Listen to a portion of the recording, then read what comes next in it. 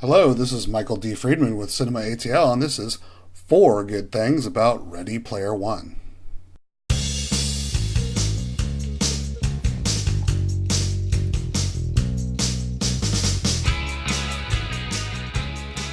Number one, this film is classic Spielberg. It's got everything you think you'd want in a Spielberg movie.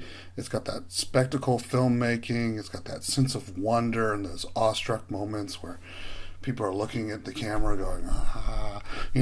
It's got elements that you would see in almost every Spielberg film. It's got the main character that has parental or family issues. It's got, the idea of childhood and growing up. It's got putting kids at the forefront of grand adventures.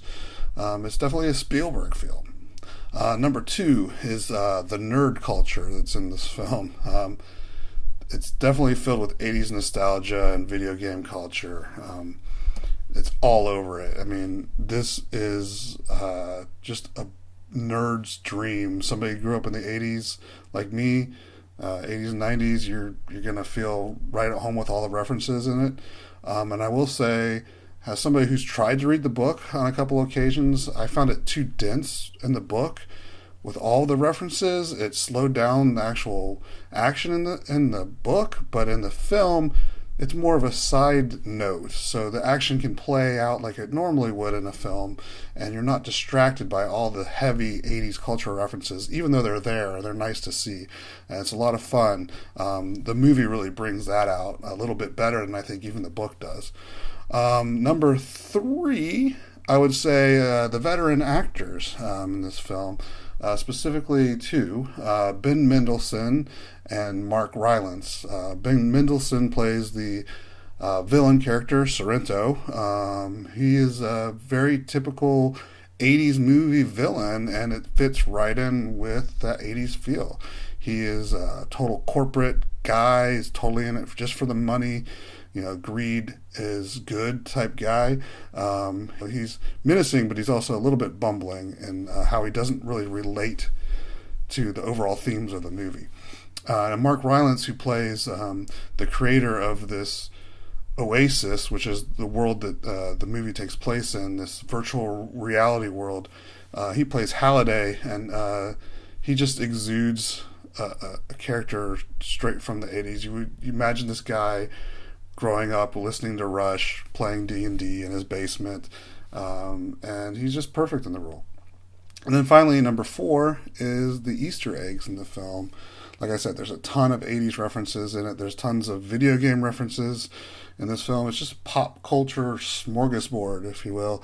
There's, in the opening scene alone, you get references to Back to the Future with the DeLorean. There's Kira's motorcycle, or actually Canada's motorcycle from Akira. King Kong's in there.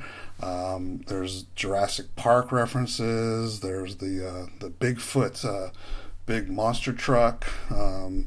There's a lot of WB characters in this that, because WB produced this film. So you see Batman, Harley Quinn, some other things like that. And not giving anything away, Iron Giant's in the trailer. That's a cool thing to see. There's just tons and tons and tons of things in this movie that you have to go back to see them all, because the battle sequences alone have just like thousands of 80s references or pop culture references in it. The one thing I would say about this, though, is that for a movie that's all about finding an Easter egg, it's kind of ironic that the end credits don't actually have an Easter egg scene at the end of them. So don't sit through the credits expecting to see any kind of clever ending. But what can you do? Overall, I'd have to give this film, I'm going to go with a B. It's a solid B. It's a fun movie. It's definitely a popcorn flick. But there's not a whole lot of depth to it. I don't really feel much of the main characters in the film. Like I said, I felt more for the ancillary characters, like the villain and Mark Rylance's character, than I did for the actual heroes of the film. And that could possibly be because a lot of it takes place in this CGI world, where it's kind of hard to get a feel for who the characters actually are when they're playing other characters themselves. But overall, it's a fun movie. It's an action-packed movie, and it's over 2 hours long, and it didn't feel that way. So I would recommend going to see it in the theater. I give it a solid B.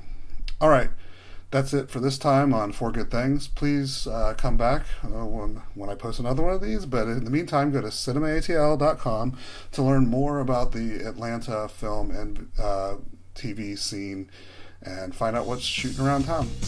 I'll talk to you later.